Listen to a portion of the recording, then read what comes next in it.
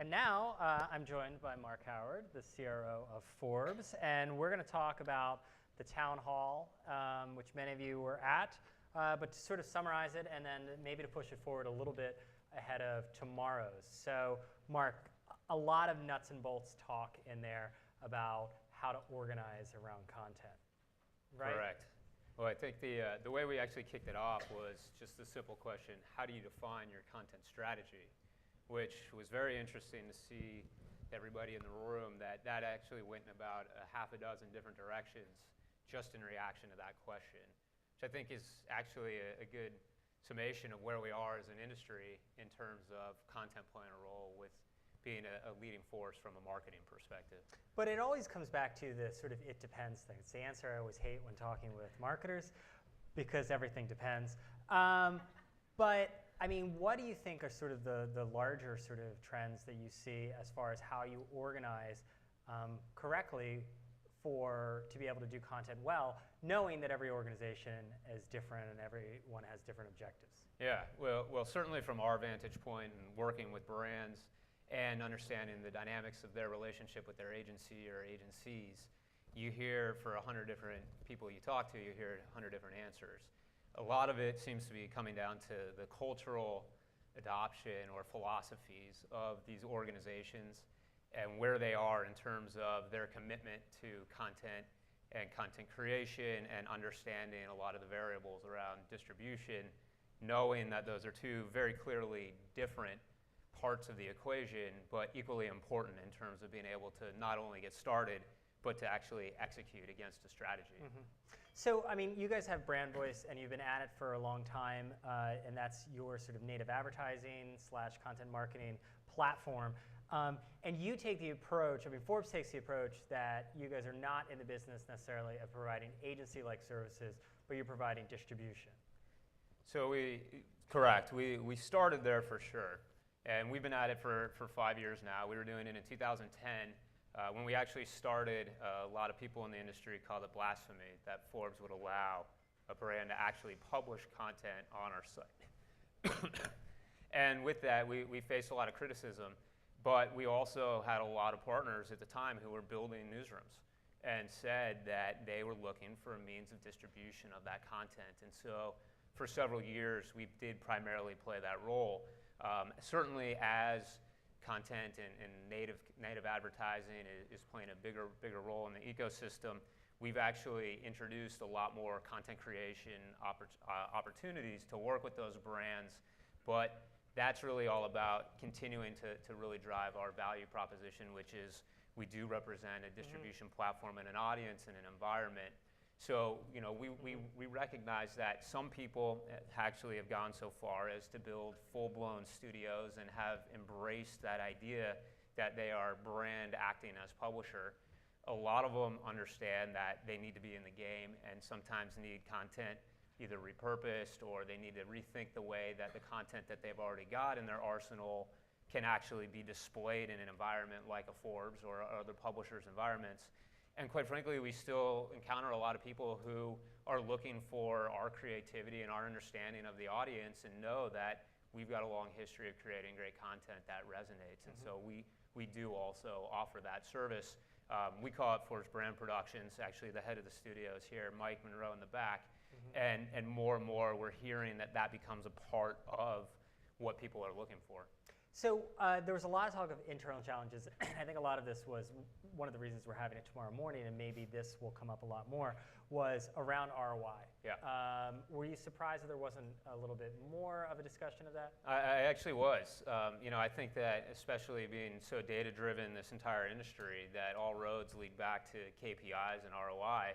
And I think that it's actually quite telling and probably a good thing that so much of the focus so far has been around structure and storytelling and actually getting the heart of purpose and mission for brands, adding value to the audiences that they're looking to service and their customers. Whereas as an advertising industry as a whole and at a lot of the other Digiday events, we definitely get so focused on data. But I am looking forward to seeing how a lot of the brands and agencies here are tying all of that back together, because one of the big points in the town hall was about who owns the KPI.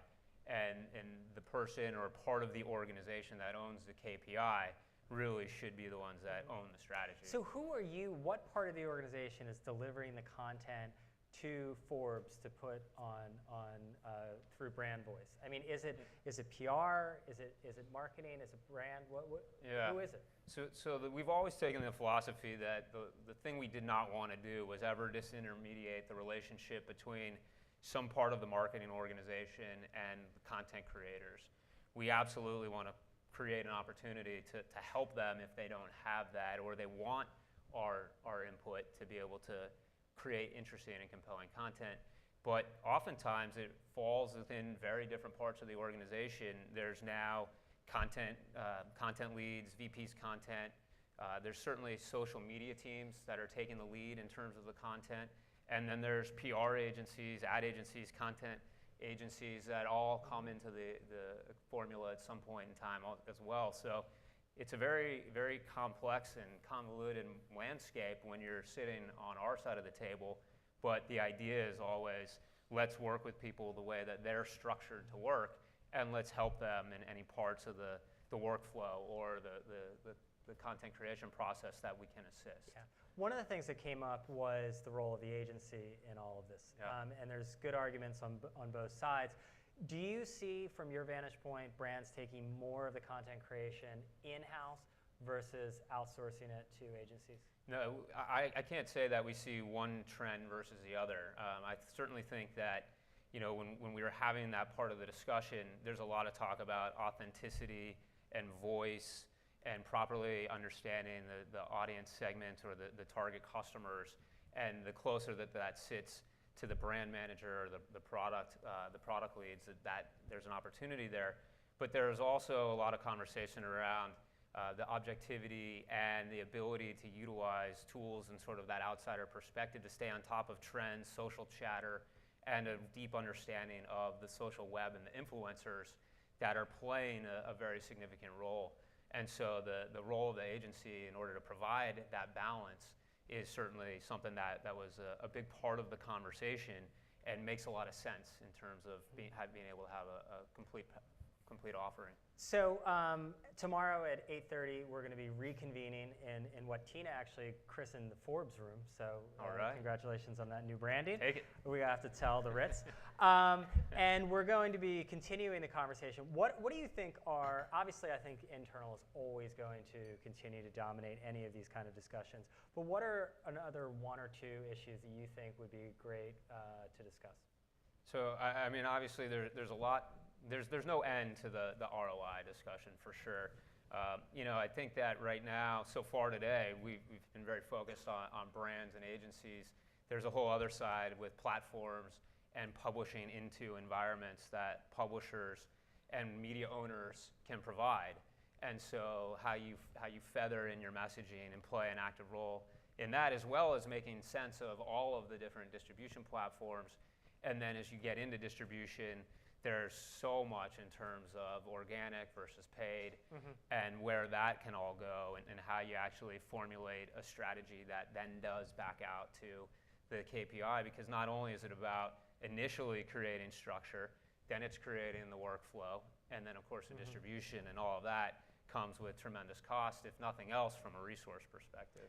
Okay, I think I see a segue there. I want you to stay, but I want to toss it over to reporting live from the challenge board, Shireen Patak.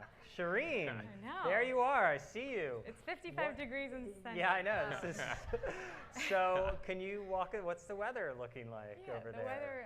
I don't know. Lots of fighting on the challenge board. I spent some time sort of rearranging these into 4 major themes. So obviously ROI, like Mark mentioned 100 times.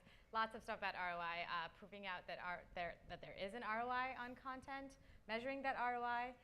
And then there's an especially aggrieved one here that I really liked, which is not every piece of content has to directly drive sales, exclamation, exclamation. So clearly somebody really passionate about that. So yeah, ROI is really obviously a big issue, and I think we will talk a little bit more about that in tomorrow morning's town hall. And over on this side, there's a lot of internal challenges. I really liked, or I was intrigued by this one. Creatives feel threatened by outsiders that make content. So there's which department owns that content, and who should be doing that content, and who should be approving that content. So there's clearly a lot of sort of internal issues when it comes to getting management time to approve content, getting management buy-in to getting this content, and also figuring out at the end of the day who is responsible for it actually working.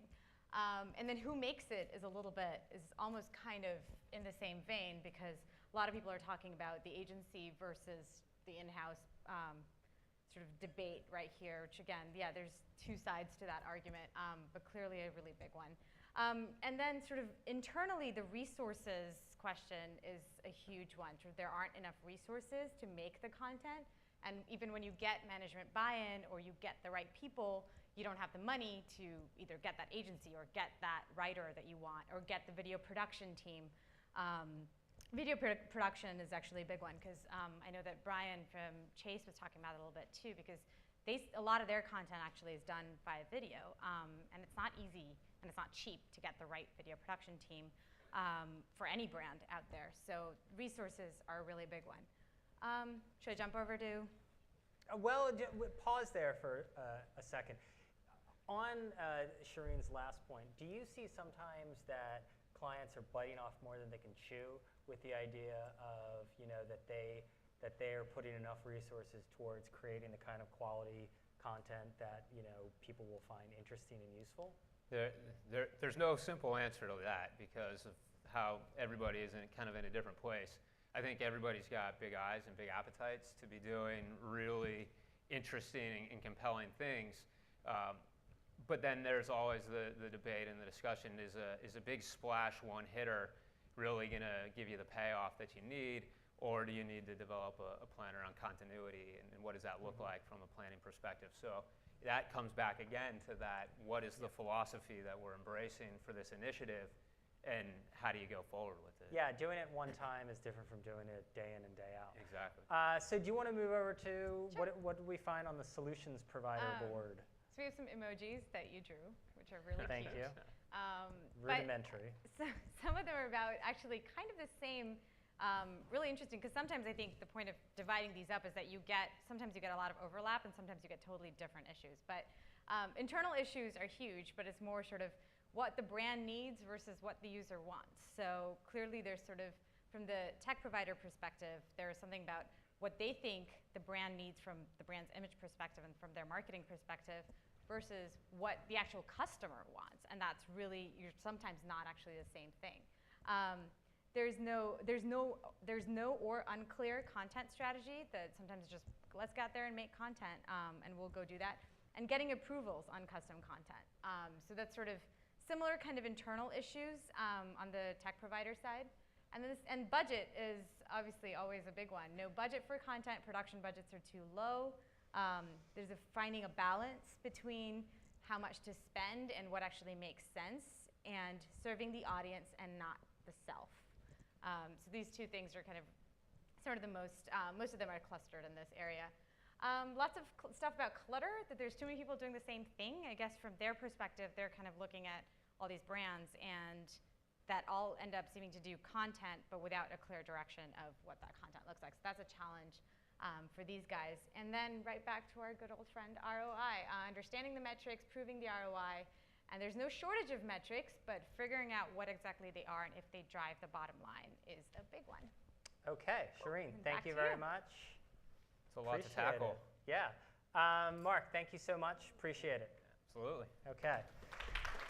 Okay. And now, a few housekeeping items, and hopefully I won't forget any of them. So first thing is, 10-minute meetings are going to be happening at 6 p.m., and that's in the Navio restaurant. That's right up the stairs. You can't really miss it. So VIPs, please be there at 5:45. There's a little orientation. There'll be more drinks, so don't worry. It's not a painful one. And then 10-minute meetings are going to happen. So if you are part of the 10-minute meetings, you should know, then please be there.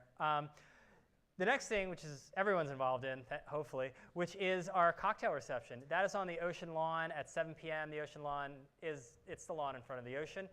The next thing is dinner with strangers. This is, again, it's truth in labeling. It is dinner with strangers. So there's sign-up sheets outside. The idea for this is, we put together a bunch of people, and hopefully you get to talk about, problems, opportunities, family and stuff like that, and it's usually pretty fun. There are going to be reservations. It's going to be at the Conservatory, which is the restaurant inside here. Please, everyone is welcome. Space is limited. The next thing is the after-hours hangout. That's also going to be a Conservatory, which is on the property, and that will be, kicking off whenever, 10, I'm not sure, whenever people are done with dinner. The photo contest, we're going to have a lot to choose from, I hope. You can't turn around without a Vista shot here, so you're going to have to get pretty creative in order to win this one. Please use our awkward hashtag. It's Digiday Content Marketing, and we will pick a winner. The next thing is morning yoga, if that's something you're into. That's happening at 7 a.m., and that is at the Ocean Bluff. All are welcome. You will be provided with yoga mats if you didn't bring your own. And finally, as I said, we're going to have the brand and agency town hall tomorrow morning at 8:15 in the Miramar room, aka the Forbes room, and there will be breakfast down here at 8. So see you all later. Thank you.